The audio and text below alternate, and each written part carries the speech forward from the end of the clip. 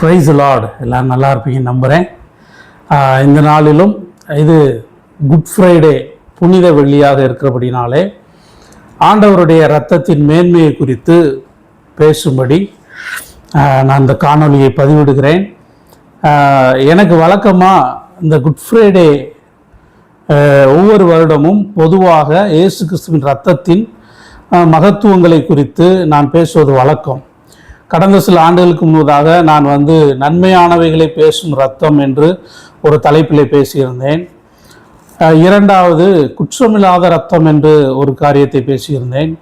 அதுபோல் ஒவ்வொரு முறையும் இந்த இரத்தத்தின் மேன்மையை வித்தியாசமான முறையில் தேவன் கொடுக்கிற வெளிப்பாட்டை கொண்டு பேசுவது என்னுடைய வழக்கம். இந்த ஆண்டிலே நான் என்ன பேசுவதென்று யோசித்து கொண்டிருந்த பொழுது பரிசுத்த ஆவியானவர் எனக்கு இது புதிய உடன்படிக்கையின் இரத்தம், அதாவது covenant blood, new covenant blood, உடன்படிக்கையின் இரத்தம் என்ற தலைப்பிலே பேசும்படி எனக்கு உணர்த்தினபடினால ஒரு சில காரியங்களை, ஆண்டவருடைய மேன்மைகளை, அவர் இந்த நாட்களில் செய்த தியாகம் என்ன, அந்த இரத்தம் நம்முடைய வாழ்க்கையில் எப்படி ஒரு பரிசுத்தத்தையும் ஆசீர்வாதத்தையும் கொண்டு வருகிறது என்பதை குறித்து இந்த காணொளி விளக்கமாக நாம் பார்க்க போகிறோம். எடுத்துக்காட்டாக சகரியா தீர்க்கதரிசி எழுதின புஸ்தகம் 9வது அதிகாரம் 11வது வசனத்தை நான் வாசிக்கிறேன். நான் உனக்கு செய்வது என்னவென்றால், தண்ணீர் இல்லாத குழியிலே அடைக்கப்பட்டிருக்கிற உன்னுடையவர்களை நான் உன் உடன்படிக்கையின் இரத்தத்தினாலே விடுதலை பண்ணுவேன். அதாவது நான் உனக்கு என்ன செய்ய போறேன்னா, தண்ணீர் இல்லாத குழியிலே அடைக்கப்பட்டிருக்கிற உன்னுடையவர்களை, ஒரு சிறையிருப்பில், பாபிலோனிய சிறையிருப்பில் இருக்கிற நம்முடைய ஜனங்களுக்கு தேவன் வாக்குத்தத்தம் பண்ணுகிறார். அப்போ என்ன சொல்கிறாருன்னா, நான் உன் உடன்படிக்கையின் இரத்தத்தினாலே விடுதலை பண்ணுவேன். முதல்ல உடன்படிக்கைனா என்ன, அதில் என்னென்னவெல்லாம் செய்வார்கள் என்பதை நான் பார்ப்போம். அதில் 12வது வசனம் பார்த்தீங்கன்னா, நம்பிக்கையுடைய சிறைகளை அரணுக்கு திரும்புங்கள், இரட்டிப்பான நன்மையை தருவேன், இன்றைக்கே தருவேன். ஸோ இந்த 2 வசனம் என்ன சொல்லுதுன்னா, ஒரு தண்ணீர் இல்லாத குழியில் அடைபட்டிருக்கிறவர்களை நான் விடுதலை பண்ண போகிறேன். நம்பிக்கையுடைய சிறைகள், நீ சிறைப்பட்டு இருக்கிற, சிறைச்சாலையில் இருக்கிற, ஆனாலும் உனக்குள்ள நம்பிக்கை இருக்கிறது, நம்பிக்கையுடைய சிறையாக இருக்கிற, கடவுளால் என்னை விடுதலை பண்ண முடியும், நிச்சயமாக இப்படிப்பட்ட சிறையிருப்பு போன்ற ஒரு கேப்டிவிட்டி மாதிரி இருக்கிற அனுபவத்திலேருந்து நான் வெளியே வருவேன் அப்படின்னு சொல்லி நீ நம்பி இருக்கிற அந்த சிறையிருப்பை தேவன் மாற்றுவார். மட்டுமல்ல, டபுள் போர்ஷன் அதை ரெஸ்டோர் பண்ணுவார். என்ன சொல்லப்பட்டிருக்கு, இரட்டிப்பான நன்மையை தருவேன், இன்றைக்கே தருவேன். ஒருவேளை அந்த வார்த்தை கேட்டுக்கொண்டிருந்தீங்கன்னா, இன்றைக்கு இயேசு கிறிஸ்து பல ஆயிரம் வருடங்களுக்கு முன்பதாக, 2000 வருடங்களுக்கு முன்பதாக பாடுபட்டு தன் ரத்தத்தை சிந்தின அந்த உடன்படிக்கையின் ரத்தம் உங்களுக்கு விடுதலை கொண்டு வர உண்மை இல்லாது, மட்டுமல்ல நீங்கள் இழந்து போன சகலத்தையும் இரட்டிப்பாய் அது திருப்பி கொண்டு வர போதுமானதாக இருக்கிறது.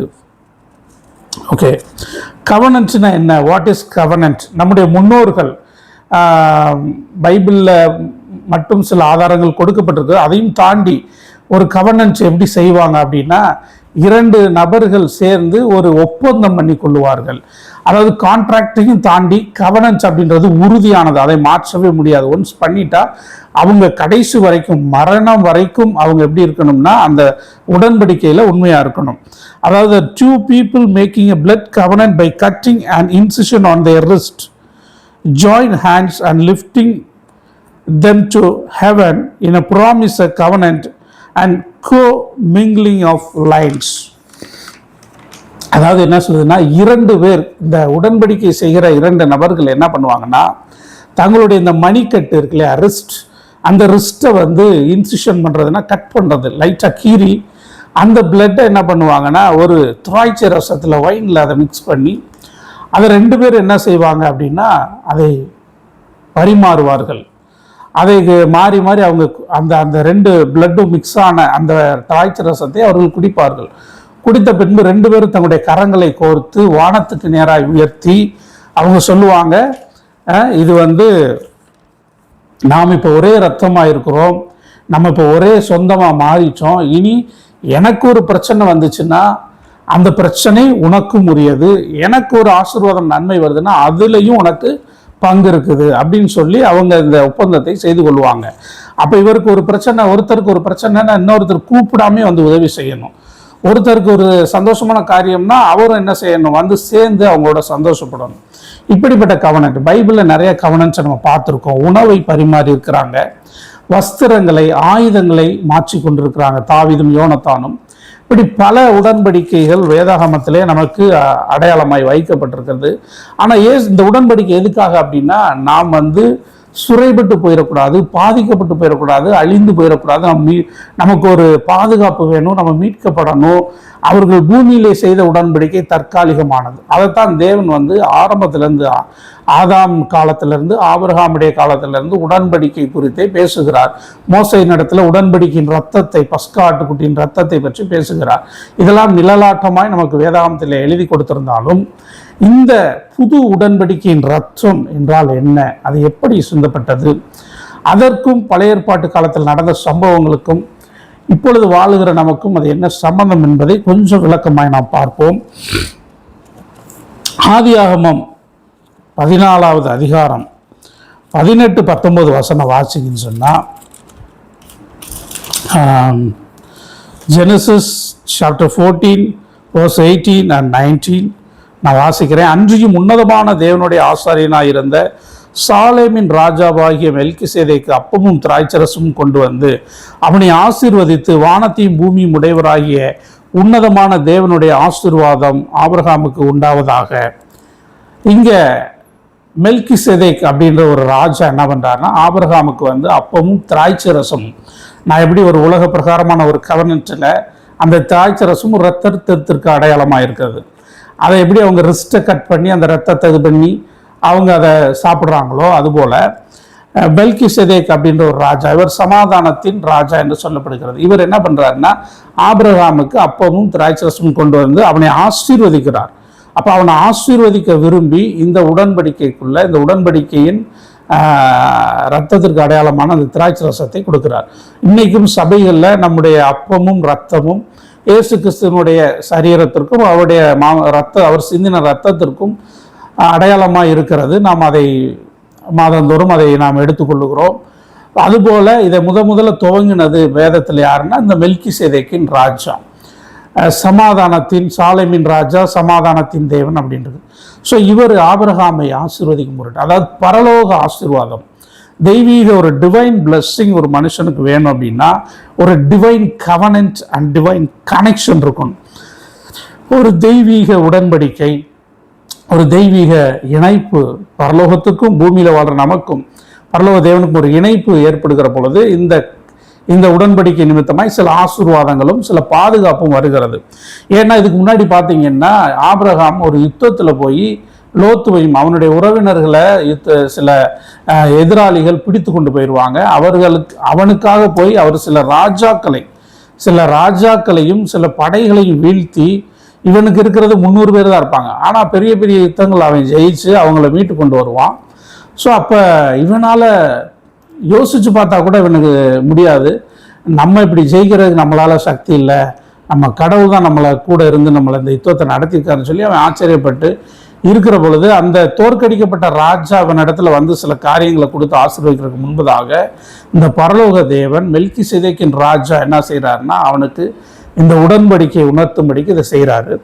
நீங்கள் அந்த அதிகாரத்தில் அப்படியே வாசிச்சு பார்த்தீங்கன்னா, 15வது அதிகாரம் வாசிக்கும்போது ஆதியாகமம், இந்த காரியங்கள் நடந்த பின்பு கர்த்தருடைய வார்த்தை ஆபிரகாமுக்கு உண்டாகிய தரிசனத்திலே, ஆபிரகாமே நீ பயப்படாதே. பாருங்க, அவன் நம்ம எப்படி போய் யுத்தம் பண்ணிட்டு வந்தோம் நமக்கு தெரியலை, ஆனால் இத்தனை ராஜாக்களையும் இத்தனை படைகளையும் நம்ம ஜெயிச்சு வந்துட்டோம். அப்படி ஆனாலும் அவனுக்குள்ள ஒரு பயம், எப்படி இது நடந்துச்சு அப்படின்னு அவன் கலங்கி கொண்டிருக்க போது தேவன் இரவுல அவன்கிட்ட பேசுறாரு, நீ பயப்படாதே, நான் உனக்கு கேடகமும் மகா பெரிய பலனுமா இருக்கிறேன்.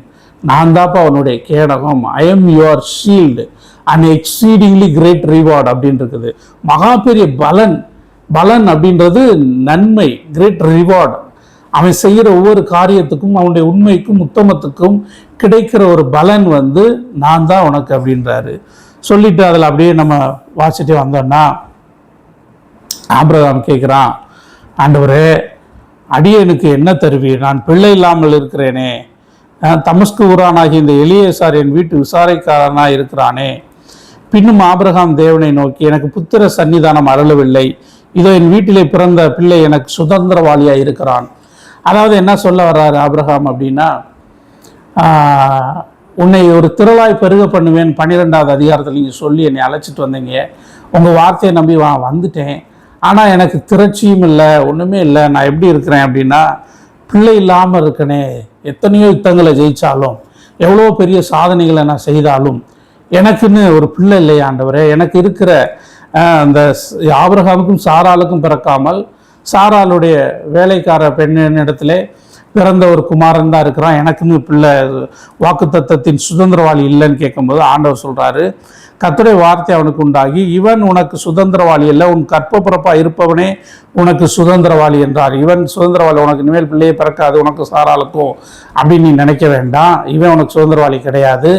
உன் கற்பப்பிறப்பு, உனக்கும் உன் மனைவிக்கும் பிறக்கிற கற்பப்பிறப்பா இருப்பவனே உன் சுதந்திரவாளி. அப்போ இன்னும் அவனுக்கு பிறக்கலை, ஆனாலும் தேவனை உறுதியாக சொல்கிறாரு. அவர் சொல்கிறார், வா வெளியில் கையை பிடிச்சி கூட்டு போய் வானத்தை பாரு, எவ்வளோ நட்சத்திரம் இருக்குது, கடல் மண்ணை உன்னால் எண்ண முடியுமா, முடிஞ்சா எண்ணிப்பாரு, அதுபோல உன் சனங்கள், உன் சந்ததி, உன் பிள்ளைகள் இருப்பார்கள் அப்படின்னு சொல்லி ஆண்டவர் அவனுக்கு ஒரு வாக்குத்தத்தம் பண்ணுறாரு. பண்ணிட்டு அங்கே என்ன பண்ணுறாரு அப்படின்னா, 7வது வசனம் 15:7, பின்னும் அவர் அவனை நோக்கி, இந்த தேசத்தை உனக்கு சுதந்திரமாக கொடுக்கும் பொருட்டு உன்னை ஊர் என்கிற கல்தேயருடைய பட்டணத்திலிருந்து அழைத்து வந்த கர்த்தர் நானே. அதற்கு அவன், கர்த்தராகிய ஆண்டவரே, நான் இதை சுதந்திரத்துக் கொள்வேன் என்று எதினால் நான் அறிவேன். இதெல்லாம் நீங்கள் சொல்கிறீங்கப்பா, இதெல்லாம் எனக்கு கிடைக்கும், நீங்கள் தான் என்னை அழைச்சிட்டு வந்தீங்க, இதெல்லாம் நான் சுதந்திரிக்க முடியும், நான் ஒரு பெரும் கூட்டமாக மாறுவேன், ஒரு பெரிய ஆசீர்வாதம் உடையவனா நான் இருப்பேன்னு சொல்கிறீங்களே, இதெல்லாம் எப்படி நடக்கும், நான் எப்படி நம்புறது அப்படின்னு கேட்கும்போது அங்கே தேவன் ஒரு உடன்படிக்கையை ஏற்படுத்துகிறார். நம்ம இப்போ பார்க்குறோம், ஒரு புதிய இரத்த உடன்படிக்கையின் ரத்தம், இயேசு கிறிஸ்து சிந்தின ரத்தம், உடன்படிக்கையின் ரத்தம். இதற்கு அடையாளமாய் ஆபிரகாமோடு தேவன் ஒரு உடன்படிக்கையை ஏற்படுத்துகிறார். என்ன செய்கிறார்னா, அதற்கு அவர் 3 வயது கிடாரி அப்படின்றது ஒரு கன்றுக்குட்டி, 3 வயது வெள்ளாடு, 3 வயது ஆட்டுக்கடா, ஒரு காட்டுப்புறா, ஒரு புறா குஞ்சை என்னிடத்தில் கொண்டு வா என்றான். ஒரு கிடாரி, ஒரு வெள்ளாடு,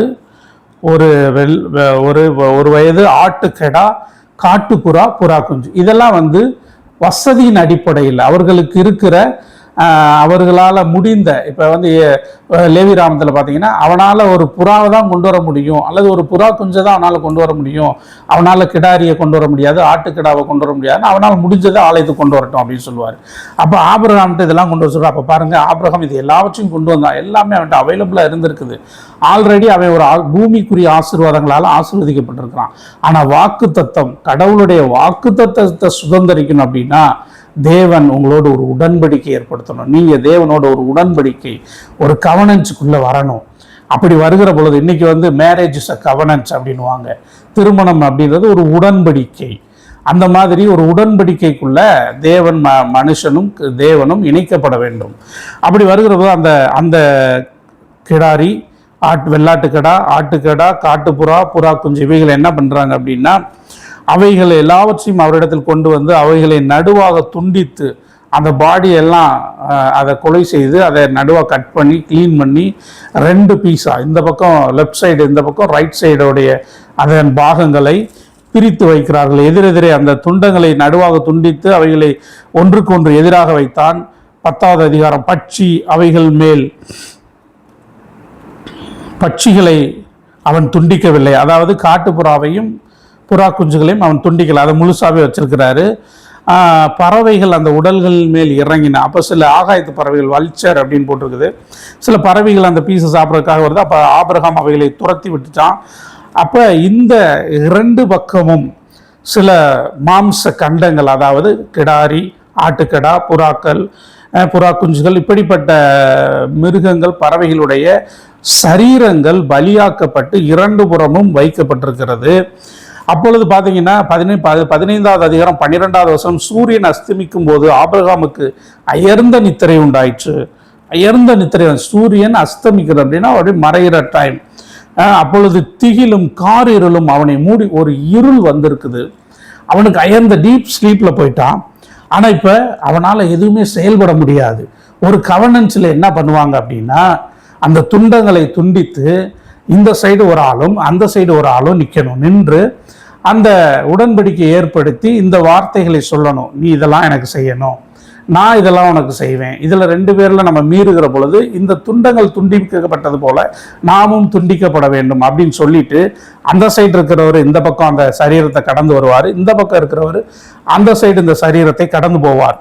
இப்படி போய் அவர்கள் உடன்படிக்கை ஏற்படுத்தார். ஆனால் தேவன் என்ன பண்ணுறாருன்னா, அவருக்கு தெரியும் மனுஷனால என்ன பண்ண முடியாது, சொல்ற வார்த்தையை நிறைவேற்ற முடியாது, அவன் தவறி போக வாய்ப்பு இருக்குது, அவன் தண்டிக்கப்படக்கூடாது என்பதற்காக அப்பொழுது அவர் ஆபிரகாமுக்கு நித்திரையை வர பண்ணிட்டார். அவன் இப்ப தூங்கி படுத்துட்டான், அவனால ஒண்ணுமே செய்ய முடியல. ஆனா இப்ப அவனோடு உடன்படிக்கை ஏற்படுத்துகிறார். எவ்வளவு ஒரு அன்புள்ள ஒரு தெய்வம் பாருங்க. அப்பொழுது அவர் ஆபிரகாமை நோக்கி, உன் சந்ததியார் தங்களுடையது அல்லாத அந்நிய தேசத்திலே பரதேசிகளாய் இருந்து அத்தேசத்தாரை சேவிப்பார்கள் என்றும் அவர்கள் 400 வருஷம் உபத்திரவப்படுவார்கள் என்றும் நீ நிச்சயமாய் அறிய கடவாய். அவர்கள் சேவிக்கும் ஜாதிகளை நியாயந்தீர்ப்பேன், பின்பு மிகுந்த பொருள்களுடனே புறப்பட்டு ஒரு 400 வருஷம் அடிமைகளாக இருப்பாங்க. அறியாத அந்நிய ஜாதியார்களை சேவிப்பார்கள்னா அவங்களுக்கு கீழே இருப்பாங்க அடிமைகளா. அதுக்கப்புறம் மிகுந்த பொன்னோடும் பொருளோடும் அவர்களை நான் புறப்பட பண்ணுவேன். நீ சமாதானத்தோட உன் பிதாக்களிடத்திலே சேருவாய், நல்ல முதிர் வயதில். அதாவது உன் சந்ததி நிச்சயமா பெருக போகுதுப்பா. அந்த பெருக்கம் எகிப்து தேசத்துல போய் 400 வருஷம் இருக்கும். அதுக்கப்புறம் அங்கிருந்து அவர்களை விடுதலையாக்கி நான் கொண்டு வருவேன். நீ சமாதானமா நீ என்ன செய்வ, நீ முதிர் வயதில் அடக்கம் பண்ணப்படுவாய், உன் பிதாக்கள் இடத்திலே சேருவாய், 4ஆம் தலைமுறையிலே அவர்கள் இவ்விடத்துக்கு திரும்ப.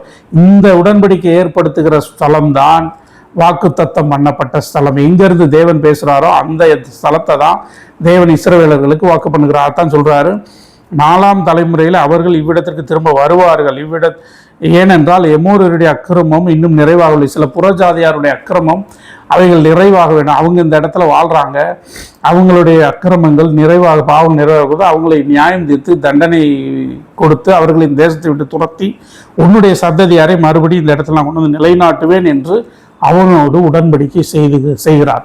அதாவது பூமிக்குரிய ஒரு தேசத்தை அவர்களுக்கு வாக்குத்தத்தம் பண்ணுகிறார். அந்த தேசத்தை ஆசீர்வாதமுள்ள தேசமாய் மாற்றி இந்த ஜனத்தை கொண்டு வந்து அங்கே ஆசீர்வாதமாய் வாழ வைப்பேன் என்று சொல்லுகிறார்.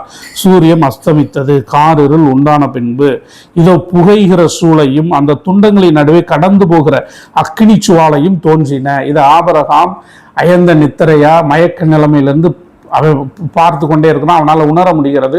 அந்த துண்டங்கள் நடுவே புகைகிற சூளையும் கடந்து போகிற அக்னி சுவாலையும், இந்த அக்னி சுவாலையும் தான் தேவன். இப்போ அந்த வாக்குத்தத்தத்தை அவன்கிட்ட பண்ணிட்டு அவர் அந்த துண்டங்களின் நடுவே என்ன செய்கிறார் என்றால் அதை கடந்து போகிறார்.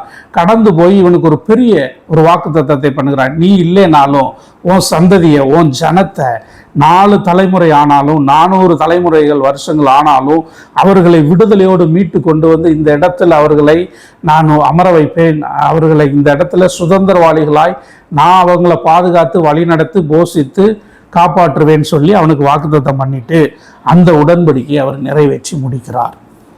ரைட், இதுதான் கவனன்ட். இந்த கவனன்ட்ல ஆபிரகாமும் இந்த பக்கம் கடந்து வந்திருந்தால், ஒருவேளை ஆபிரகாமுடைய சந்ததியாரில் யாராவது அதை நிறைவேற்ற முடியவில்லை என்றால், தவறி போனால் சில நஷ்டங்கள் இருவருக்கும் ஏற்படும். அதனால ஆபிரகாம் அவர் கடந்து போக பண்ணாம இவரே அதை கடந்து போக பண்ணுகிறார். ஏன்னா உடன்படிக்கைன்னா ஒருத்தர் விழுந்து போனாலும் மற்றொருவர் அவரை தூக்கி எடுக்க வேண்டும், இல்லை என்றால் அவர்கள் மரண தண்டனைக்கு ஒப்புவிக்கப்பட வேண்டும். அப்பேற்பட்ட ஒரு சூழ்நிலையில் இந்த மனுஷர்கள் ஏற்படுத்துகிற கான்ட்ராக்ட், நீ பிஸ்னஸ் கான்ட்ராக்ட் ஏற்படுத்துவாங்க. இவ்வளோ லாபம் வந்துச்சுன்னா நீ எனக்கு இவ்வளோ கொடுக்கணும், இவ்வளோ நஷ்டம் வந்துச்சுன்னா அந்த நஷ்டத்தில் நான் என்ன செய்ய முடியாது, பொறுப்பு, லாபமோ நஷ்டமோ நீ எனக்கு இவ்வளோ கொடுக்கணும் அப்படின்னு ஒரு கான்ட்ராக்ட் போட்டுருவாங்க. அப்போ அந்த நஷ்டம் ஒருவருடையதாக இருக்கும். சில நேரங்களில் இருவரும் ஷேர் பண்ணுவாங்க. ஒரு சிலர் பாதியில் பின்வாங்கினாலும் அதனுடைய விளைவு கான்சிக்வன்சஸ் 2 பேருக்கும் உரியதாக இருக்கும். யார் அதை மீறுகிறார்களோ அவர்களுக்கு அந்த விளைவு அதிகமாக இருக்கும், பனிஷ்மெண்ட். ஸோ அப்படி இதில் ஆபிரகாமையும் அந்த சாபத்திற்கு உட்படுத்தாம அதனால் வருகிற எல்லா விளைவுகளையும் அவர் எடுத்துக்கொண்டு ஆசீர்வாதத்தை வாக்குத்தத்தை மாத்திரம் அவனுக்கு அருளி ஒரு உடன்படிக்கையை தேவன் ஏற்படுத்துகிறார். புதிய ஏற்பாட்டு காலத்தில் வந்தீங்க அப்படின்னு சொன்னோம்னா, இன்னும் யாத்திராகமம் 24:7-8 வாசம்னா, கர்த்தர் உங்களோடு கூட பண்ணின உடன்படிக்கையின் ரத்தம் இதுவே என்று சொல்லி அவங்க என்ன பண்றாங்கன்னா அந்த வார்த்தையை வாசித்து ஒரு ரத்தத்தை எடுத்து மோசே தெளிப்பார், அந்த பஸ்கா ஆட்டுக்குட்டியின் ரத்தத்தை. அது எதுக்காக கொடுக்கணும், வார்த்தைக்கு கீழ்ப்படியும்படியாய் ஒரு உடன்படிக்கையின் ரத்தம் கொடுக்கப்பட்டது. இந்த வார்த்தையின்படி நீ வாழணும், வாழும்போது உனக்கு இந்த நன்மைகள் உண்டாகும் என்று சொல்லி. ஆபிரகாமும் கர்த்தருடைய வார்த்தைக்கு கீழ்ப்படிந்து விசுவாசித்து வாழ்ந்தவன். அதனால அவன் நன்மைகள், அவனுடைய ஆசீர்வாதங்கள் பார்த்தீங்கன்னா பயங்கரமா இருந்துச்சு. பூமி தாங்க கொள்ளக்கூடாத ஆசீர்வாதங்கள், எல்லா நன்மைகள். அதற்கு அப்புறம் உடன்படிக்கைக்கு அப்புறம் பார்த்தா ஈசாக்கு பிறக்கிறாரு, அவன் பெருகுகிறான். அவனுடைய வேலையாட்களுக்கு இவங்க வேலையாட்களுக்கு சண்டை, ஏன்னா இருக்கிற இடம் பத்தாம அவ்வளோ நிறைவுள்ளவனா மாறி போயிட்டான். இன்றைக்கும் இயேசு கிறிஸ்துவின் மூலமாய் ஆபிரகாமின் ஆசீர்வாதங்கள் நமக்கு உண்டாகும்படி அப்படின்னு இருக்குது. ஸோ கிறிஸ்துவ மூலமா நமக்கு அந்த உடன்படிக்கையின் ஆசீர்வாதம் இன்றைக்கு இயேசு கிறிஸ்து அவர் சிந்தின ரத்தத்தினாலே, இந்த புதிய உடன்படிக்கையின் ரத்தத்தினாலே இந்த ஆசீர்வாதங்கள் கிறிஸ்து மூலமாய் நமக்கும் வருகிறது. பூமிக்குரியவர்கள் மட்டுமல்ல, பரலோக ஆசீர்வாதங்கள், அதாவது ஒரு யூனிக் பிளெஸ்ஸிங். தேவன் நம்மோடு கூட இருக்கிறது, நம்மோடு கூட பேசுவது, நம்மை எச்சரிப்பது, வழி நடத்துவது. எத்தனை தலைமுறை வந்தாலும் நமக்காக, ஆபிரகாமுக்காக அவன் தலைமுறைகளை இந்நாள் வரைக்கும் பாதுகாக்கிறார். அவனோடு செய்த உடன்படிக்கை அவர் நினைவு கூறுகிறார். தாவீது தப்பு பண்ணாலும் ஆபிரகாமை நினைச்சு பார்க்கிறாரு. அதுபோல என்ன பண்றாருன்னா, இந்த உடன்படிக்கையின் பொழுது மாம்ச விலங்குகள், பறவைகள் பலியிடப்பட்டது. ஆனா புதிய ஏற்பாட்டில் வந்தோம் அப்படின்னா அவர் வேற யாராவது அங்க ஒரு மாம்சத்தை கொடுக்காம தம்முடைய சொந்த குமாரனையே பூமிக்கு அனுப்புறாரு. அனுப்பி நம்மை விடுவிக்கும்படிக்கு, நம்மை ஆசீர்வதிக்கும்படிக்கு, பரம கானானை சுதந்திரிக்கும்படிக்கு, நித்திய ஜீவனை அடையும்படிக்கு, பரலோக ராஜ்யத்திற்கு சென்றடையும்படிக்கு, நரக அக்கினியிலிருந்து, பாவ சாப அந்த வியாதியிலிருந்து நம்மை விடுதலை பண்ணி, நமக்கு ஆக்கினி தீர்ப்பை கொடுக்காமல், நரகத்திற்கு நாம் செல்லாமல், நம்மை ஜீவனின் புறமாய் திருப்பி ஜீவனுக்கு எதுவாய், நித்திய ஜீவனுக்கு எதுவாய் அவரோடு கூட இருக்கும்படிக்கு, நம்மை தெரிந்து கொள்ளும்படிக்கு தம்முடைய சொந்த குமாரனை அவர் பூமிக்கு அனுப்புகிறார். அதைத்தான் மத்தேயு 26:8, அப்புறம் லூக்கால பார்த்தீங்கன்னா 22:20, மார்க் 26:8, மார்க் 14:24, இது எல்லாமே சொல்றது என்னன்னா அவருடைய புது உடன்படி. அவரே சொல்றாரு, தாம் காட்டி கொடுக்கப்படுகிற அந்த முந்தின நாள் ராத்திரி, வியாழக்கிழமை இரவு ஒரு பந்தியை ஆயத்தப்படுத்தி அவர் சொல்றாரு, அந்தபடியே அவர் பாத்திரத்தையும் எடுத்து, இந்த பாத்திரம் உங்களுக்காக சிந்தப்படுகிற என்னுடைய இரத்தத்தினாலான புது உடன்படிக்கையாக இருக்கிறது. அதான் நான் சொன்னேன் இல்லையா, the covenant of blood, the blood of new covenant. அதாவது உங்களுக்காக நான் சிந்த போகிற புதிய உடன்படிக்கை. பழைய உடன்படிக்கையில மிருகம் பலியிடப்பட்டது, புதிய உடன்படிக்கையில நானே பலியாக போறேன் அப்படின்னு சொல்லி இயேசு தன் சொந்த இரத்தத்தை சிந்தி, அந்த இரத்தத்தினாலே நமக்கு நித்திய விடுதலையை அவர் கொடுத்திருக்கிறார். இன்னைக்கு நீங்க எப்பேற்பட்ட சூழ்நிலையில இருக்கலாம். நான் சகரியால வாசிச்ச மாதிரி தண்ணீர் இல்லாத வெறும் குழியின் அனுபவங்கள். யோசேப்பை தூக்கி வெறும் குழியில போட்டாங்க, அவன் கத்துனாலும் கேட்காது, தூரத்துல இருந்து யாரு பார்த்தாலும் தெரியாது அவன் நிலைமை, அவன் என்ன நிலைமையில இருக்கிறான், அவன் எவ்வளவு போராட்டத்துல இருக்கிறான், அவனுக்கு உதவி செய்வார் ஒருவரும் இல்லை, அவனுக்கு வேண்டியவர்கள், அவனுக்கு நெருக்கமான சொந்த குடும்பத்தினரும் அவனுக்கு உதவிக்கரம் நீட்டவில்லை. அப்படிப்பட்ட சூழ்நிலையில இருக்கிற உங்களை, அப்படிப்பட்ட சிறையிருப்புக்குள்ள இருக்கிற உங்களை என் புதிய உடன்படிக்கையின் ரத்தத்தினாலே நான் உங்களை விடுதலை பண்ணுவேன் அப்படின்னு சொல்றாரு. பழைய ஏற்பாட்டு காலத்துல சகரியால வாசம்னா உன் உடன்படிக்கையின் ரத்தம் அப்படின்னு இருக்கும். அதாவது உடன்படிக்கை 2 பேரும் செஞ்சிருக்கீங்க, நீ உடன்படிக்கை செஞ்சதுனால அதற்காக நான் உன்னை விடுதலை பண்ணுவேன் அப்படின்னு அர்த்தம். புதிய ஏற்பாட்டு காலத்துல இது என் ரத்தம், புதிய நான் உங்களுக்காக சிந்துகிற புது உடன்படிக்கையின் ரத்தம், அவருடைய இரத்தத்தினாலே சகல மீட்பும் உண்டாயிருக்கிறது. அந்த பழைய உடன்படிக்கையில ஒரு நிபந்தனை இருந்தது. இந்த புதிய உடன்படிக்கையில எந்த நிபந்தனையும் இல்லாமல், எந்த ஒரு வேற்றுமையும் இல்லாமல், எந்த ஒரு பாகுபாடும் இல்லாமல், பட்சபாதம் இல்லாமல் நம்மை விடுவிக்கும்படிக்கு அவர் தமக்காக இரத்தத்தை சிந்தினார். எப்படி ஆபிரகாமுடைய காலத்துல 2 துண்டங்களின் நடுவே தேவன் கடந்து போனாரோ, அதுபோல இந்த புதிய ஏற்பாட்டு நாட்களில் கல்வாரி மலையில 2 கல்லர்களுக்கு மத்தியிலே அவர் அக்கிரமக்காரரில் ஒருவராய் எண்ணப்பட்டார் என்று சொல்லுகிற வார்த்தையின்படி 2 கல்லர்கள் நியாயமா அவங்க தப்பு செய்து அடிக்கப்பட வேண்டியவர்கள், கொலை செய்யப்பட வேண்டியவர்கள், அவர்களுக்கு நடுவே ஒரு உடன்படிக்கை ஏற்படுத்தும்படிக்கு, அதுல ஒருத்தன் நல்லவனா இருந்தா, ஒருத்தன் மனம் திரும்பினா, ஒருத்தன் கெட்டவனா இருந்தான், மனம் திரும்பல. அப்படிப்பட்டவர்கள் மத்தியில இவரும் நடுவிலே, அந்த மாம்சத்திற்கு நடுவிலே இவரும் தம்முடைய ஜீவனை நமக்காக கொடுத்து முழு சரீரத்தையும் நமக்காக உழைகிற ஒரு உழுத நிலம் போல் ஆக்கி அவருடைய இரத்தம் முழுவதையும் நமக்காக கடைசி சொட்டு வரைக்கும் நமக்காக கொடுத்து அந்த ரெண்டு துண்டங்கள் நடுவே தேவன் கடந்து போனது போல இந்த ரெண்டு கல்லர்கள் மத்தியில் அந்த சரீரங்களுக்கு மத்தியிலே இவர் ஒரு குற்றவாளியை போல நமக்காக நாம் தொங்க வேண்டிய நாம் அந்த தண்டனையின் ஊடாய் கடந்து போக வேண்டிய அந்த பாதையை அவர் தெரிந்து கொண்டு நமக்காக அவரே சாபமானார், நமக்காக அவரே பாவமானார் அப்படின்னு இருக்குது. இதெல்லாம் அவர் இந்த நாட்களில் இந்த புனித வெள்ளியில் நமக்காக ஒரு புது உடன்படிக்கை ஏற்படுத்தி, நீ எதையுமே செய்ய வேணாம், எல்லாவற்றையும் நானே செஞ்சிடறேன், நீ என்னை நம்பினா மட்டும் போதும், என்னை விசுவாசா மட்டும் போதும், உன் வாழ்க்கை ஆசீர்வாதமாக மாறும், உன் பாவங்கள் மன்னிக்கப்படும், உன்னுடைய குற்ற மனசாட்சிகள் மன்னிக்கப்படும், உன்னுடைய வியாதிகள் மன்னிக்கப்படும், உன்னுடைய மரண பயங்கள் நீக்கப்படும், நித்திய ஜீவனை அவர் உங்களுக்கு தந்தருளி உங்களை ஆசீர்வதிக்க அவர் உண்மையுள்ளவர் மட்டுமல்ல, பூமிக்குரிய ஆசீர்வாதங்களாலும் பரலோகத்திற்குரிய பரிபூர்ண நன்மைகளாலும் அவர் நிரப்ப உண்மையுள்ளவராக இருக்கிறார். ஆமென். ஓகே, எபிரேயர்ல ஒரு 3 காரியத்தை சொல்லி நான் முடிக்க விரும்புகிறேன். எபிரேயருக்கு எழுதின நிருபத்தில் 10:29 என்ன சொல்லுது அப்படின்னா, தன்னை பரிசுத்தம் செய்த உடன்படிக்கையின் ரத்தம், நம்மை பரிசுத்தம் பண்ணும்படிக்கு ஒப்பு கொடுக்கப்பட்ட புதிய உடன்படிக்கையின் ரத்தம். எபிரேயர் 12:24 நன்மையானவைகளை பேசுகிற ரத்தம், அதாவது நான் எப்படி இருந்தேன்னா பிரயோஜனமானவைகளை பேசுகிற ரத்தம். 3வது எபிரேயர் 13:20-21 தமக்கு முன்பாக பிரியமானதை உங்களில் நடப்பிக்கும்படிக்கு அந்த ரத்தம் சிந்தப்பட்டது. அப்போ ஒன்று பரிசுத்தமாக்கும்படிக்கு ஏற்படுத்தப்பட்ட புதிய உடன்படிக்கையின் ரத்தம்.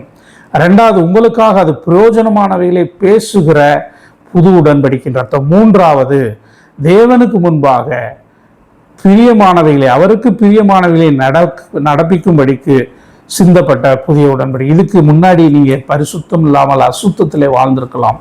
முதலாவது தேவன் ஒரு பியூரிட்டி, ஒரு பரிசுத்தத்தை உங்களுக்கு தருவார்.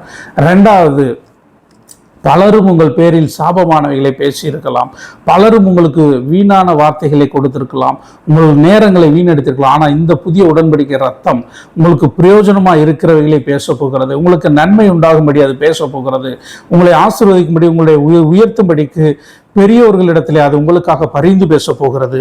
3வது தேவனுக்கு முன்பாக தேவனுக்கு பிரியம் இல்லாதவைகளை இதுவரைக்கும் நடப்பித்திருக்கலாம். இந்த புதிய உடன்படிக்கையின் ரத்தம் எதுக்கு சிந்தப்பட்டுச்சுன்னா, அவருக்கு முன்பதாக நீங்கள் பிரியமுள்ளவர்களாய் நடந்து கொள்ளும்படி, அவருக்கு பிரியமானவைகளை பூமியிலே செய்யும்படி, நன்மையை செய்யும்படி, ஆசீர்வாதமாய் செலுத்திருக்கும்படி இந்த ரத்தம் சிந்தப்பட்டிருக்கிறது. இந்த புதிய உடன்படிக்கையின் ரத்தம் ஆபிரகாமோடு ஏற்படுத்தின உடன்படிக்கையை பார்க்கிலும் மகிமையான ஒரு உடன்படிக்கையை இயேசு கிறிஸ்து உங்களுக்காகவும் எனக்காகவும் ஏற்படுத்தி இருக்கிறார். This is new covenant, this is blood of new covenant. இது புதிய உடன்படிக்கையின் ரத்தம். இந்த உடன்படிக்கைக்குள்ள, இந்த கவனன்ஸ்குள்ள நம்ம வந்துட்டோம் அப்படின்னு சொன்னா, நம்மை எந்த வல்லமையும், எந்த பிசாசும், எந்த மனிதர்களும் அழிக்கவோ தீமை செய்யவோ, நம்மளை தேவனை விட்டு பிரிக்கவோ நிச்சயமாய் முடியாது. இந்த ரத்தம் தலைமுறையாய் உங்களை பாதுகாக்கும், உங்களுக்கு அடையாளமாக இருக்கும், உங்களை ஆசீர்வதிக்கும். God bless you.